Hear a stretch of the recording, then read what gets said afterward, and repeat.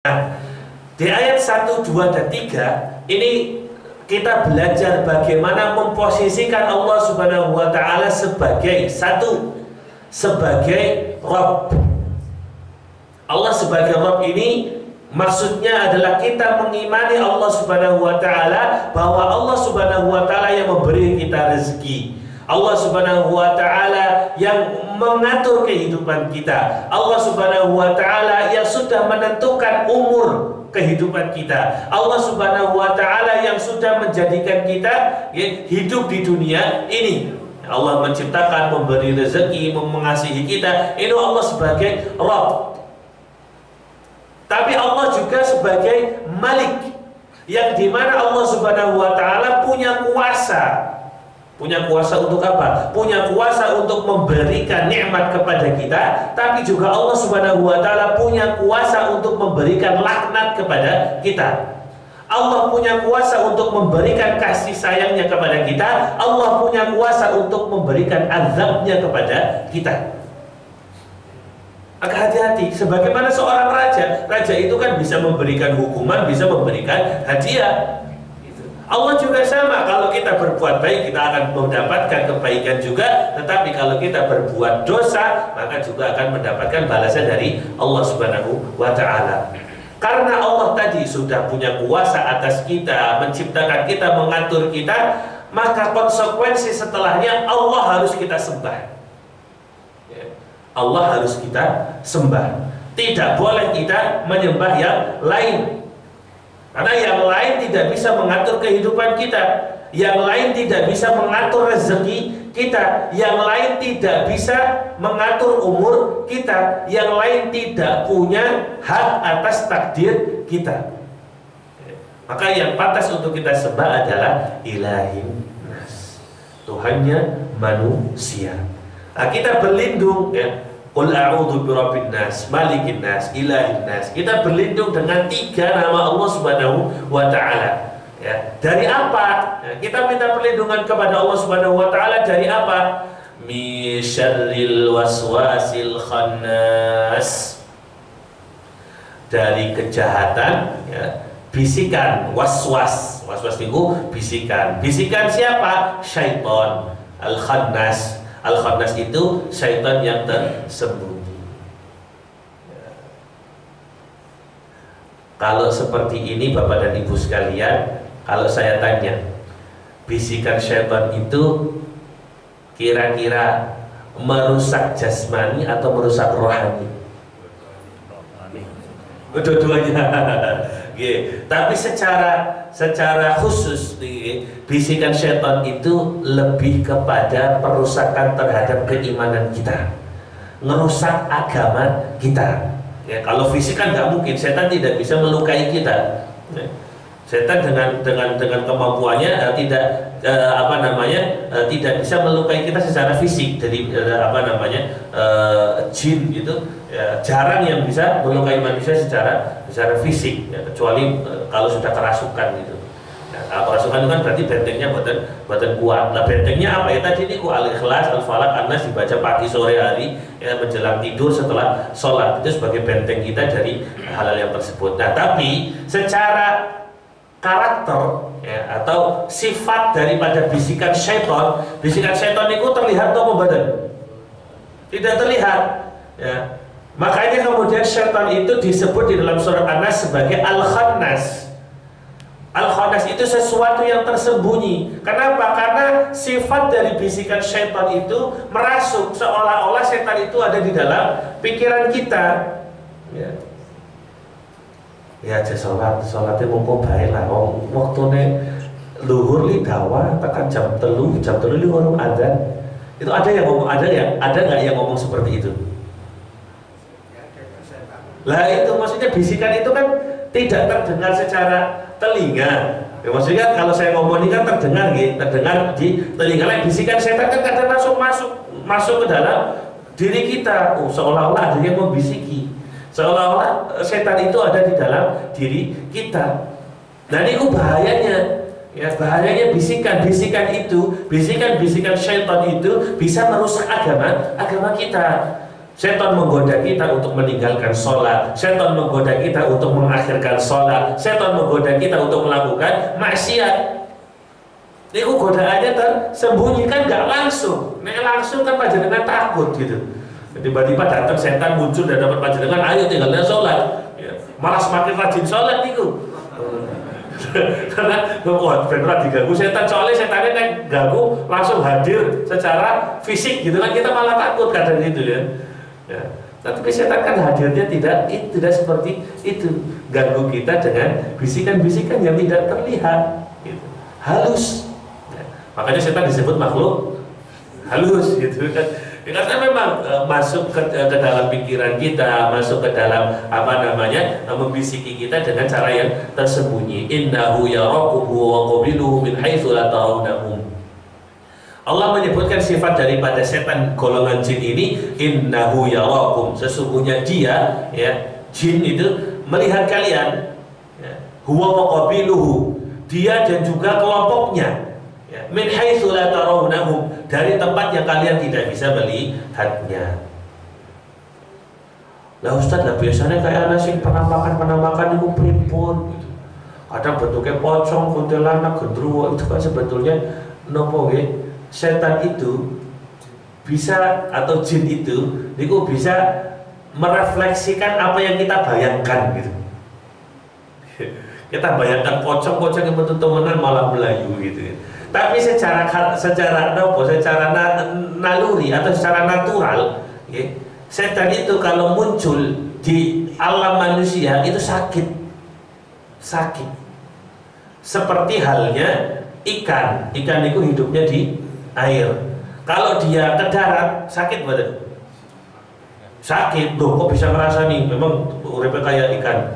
Ya tinggal dibalik saja. Kita hidup di darat, kelamaan nyemplung di air, kelamaan kesuwen gone nyelam, sakit badan. Sakit. Ya. Kamu kebleblekan lah gitu ya. Dalam ayat itu kita sama, karena itu bukan alam kita. Ya. Maka setan juga sama, setan dari golongan jin, ya. Dari golongan jin kalau muncul di alam kita, dia bukan muncul di alam aslinya, ya sakit. Ya sakit gitu. Makanya kenapa nyamar gitu. Nyamar jadi niru siapa, ini bukan sebetulnya orang setan-setan yang nyamar itu jadi bentuk-bentuk tertentu, itu setan golongan rendah, ya. Tidak bisa muncul kecuali dengan bentuk tersebut gitu. Karena itu bukan bentuk aslinya, ya. Bentuk pocong, bukan bentuk aslinya. Coba panjenengan ke Eropa, tidak ada pocong. Setannya lebih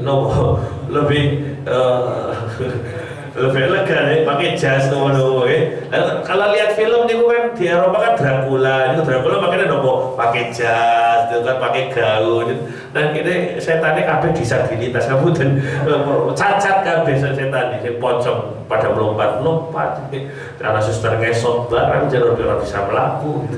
Masya Allah. Oke. Di sini setannya tidak sempurna, karena memang niku dari golongan jin yang rendahan. Makhluk yang rendahan tidak bisa muncul kecuali dengan dengan bentuk yang diserupakan oleh pikiran manusia. Kalau kita kembali kepada pocong itu kan sebetulnya dari mana itu disebut pocong itu? Nah, kalau kita meninggal kan memang kita dibungkus dengan kain kafan, kemudian ditali, ya, diikat talinya. Nah itu kan sebetulnya orang yang sudah meninggal tidak mungkin akan kembali lagi. Namanya mereka sudah di alam barzakh. Ya, alam barzakh itu alam yang membatasi, ya, antara alam kehidupan dengan alam kematian. Barzakh itu artinya sesuatu yang tidak bisa ditembus. Jadi kalau orang sudah ada di alam barzakh, tidak mungkin bisa kembali lagi. Tidak mungkin bisa kembali lagi. Ya, jadi pocongnya siapa? Pocongnya Mbah Kiye lah, mungkin itu. Mbah Fulan itu jadi pocong, tidak mungkin. Nah itu hanya kita termakan oleh film-film di televisi, oleh sesuatu yang kemudian itu tidak mungkin terjadi. Nah kita berlindung kepada Allah Subhanahu Wa Taala dari godaan-godaan syaitan, dari bisikan-bisikan syaitan yang tersembunyi di dalam diri kita. Nah al-khannas itu tersembunyi Dikatakan al-khannas itu sesuatu yang tersembunyi. Tapi al-khannas, ya, al-khannas dia akan lari. Khannas tadi kan setan, ya, setan yang tersembunyi. Ya, tersembunyi di mana? Fi sudurin nas, alladzi yuwaswisu fi sudurin nas, yang meniupkan keburukan, keraguan-raguan di dalam dada atau jiwa manusia. Nah, dia akan lari dengan apa? Khannas itu akan lari dengan zikrullah. Jadi syaitan itu akan lari dengan zikrullah. Sebagaimana syaitan lari ketika mendengar azan. Ya, ketika azan dikumandangkan Allahu Akbar, ya, setannya lari. Di dalam riwayat dikatakan bahwa setannya lari sambil ngapunten terkentut-kentut. Nanti wong sing krungu adzan malah ngantuk padahal karo mboten kula lho sing ngantuk. Jadi kalau setan karakternya kalau mendengar adzan lari sejauh-jauhnya sampai tidak terdengar adzan. Ya. Karena panggilan adzan bagi setan itu adalah panggilan yang menyakitkan.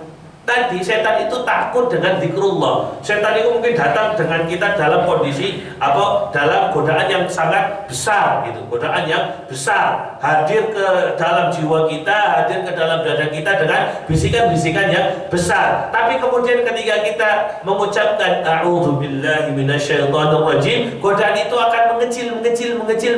Semakin banyak kita menyebut nama Allah, semakin banyak kita berdoa kepada Allah Subhanahu wa taala, maka godaan setan itu akan mengecil sampai godaan itu hilang. Nah, pertanyaannya, godaan setan kapan datang? Kapan datang godaan setan? Setiap hari, setiap detik. Bahkan ketika kita tidur itu setan masih ganggu. Lah buktinya apa? Ketika kita bangun, setan kan akan tetap ganggu. Aja tanya di sini. Ada nih ingin suwe, ingin setengah jam maning turun maning baik. Kan kita nggak dengar kan, tetapi kita tidur betul. Lah itu keganggu. Itu berarti mengikuti gangguan. Lah itu kan bukti setan itu mengganggu kita 24 jam non-stop.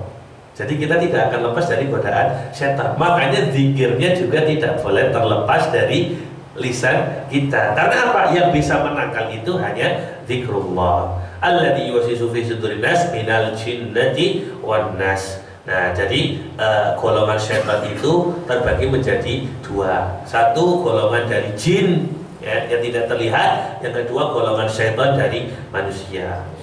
Kalau jin bisikin, tidak kelihatan, ya. Kalau kelihatan ngajak kita kepada keburukan itu tidak kelihatan. Yang manusia biasanya terang-terangan.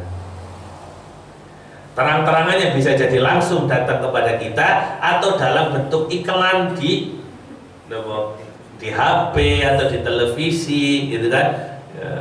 Itu kan iklannya kan banyak lah, itu bisa dalam bentuk yang seperti itu atau langsung mendatangi kita. Maka kita memohon perlindungan kepada Allah Subhanahu wa taala dari godaan setan, bisikan setan atau ajakan keburukan dari setan yang datang dari dua jenis. Baik itu setan dari golongan jin ataupun setan dari golongan manusia. Nah, lalu apa yang bisa kita amalkan dari surat An-Nas ini? Yang pertama, selalu minta perlindungan kepada Allah Subhanahu wa taala dari godaan-godaan setan. Ya, baik itu setan bentuk manusia ataupun setan dari bentuk golongan jin. Yang kedua, amal yang bisa kita lakukan, ya, kalau yang pertama selalu minta perlindungan, yang kedua, ya, basahi lisan kita dengan zikir kepada Allah Subhanahu wa taala.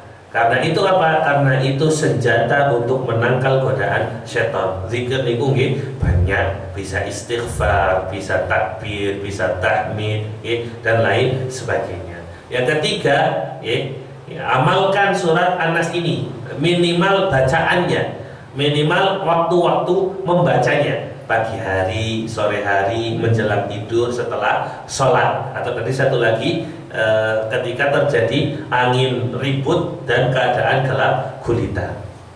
Kemudian kemudian selalu mengikhlaskan diri kita untuk beribadah hanya kepada Allah Subhanahu wa Ta'ala. Jangan sampai kemudian kita melakukan perbuatan syirik, yaitu mensekutukan Allah Subhanahu wa Ta'ala dengan yang lain. Demikian 4 perbuatan atau 4 amal yang bisa kita lakukan, kita amalkan dari surat An-Nas. Demikian yang bisa kami sampaikan. Apabila ada perkataan yang kurang berkenan, kami mohon maaf. Wallahu muwaffiq ila aqwamit thariq. Assalamualaikum warahmatullahi wabarakatuh. Waalaikumsalam warahmatullahi wabarakatuh. Jazakallahu khair kepada Ustaz Rian Fakih yang telah memberikan pencerahan terkait surat An-Nas dan fadilah-fadilah yang luar biasa. Mudah-mudahan ini menjadikan penguat kita untuk bagaimana zikir tadi yang disampaikan kepada Ustaz, bahwa ada 4 waktu kita membaca sebanyak-banyaknya surat An-Nas ini sebagai perlindungan, sebagai benteng buat kita semua dari godaan-godaan setan. Yang pertama adalah sebelum kita setelah sholat tentu saja, kemudian sebelum kita tidur, sebelum waktu pagi dan sore, waktu dan petang, untuk kita surat An-Nas dimasukkan dalam zikir-zikir kita sebagai benteng dan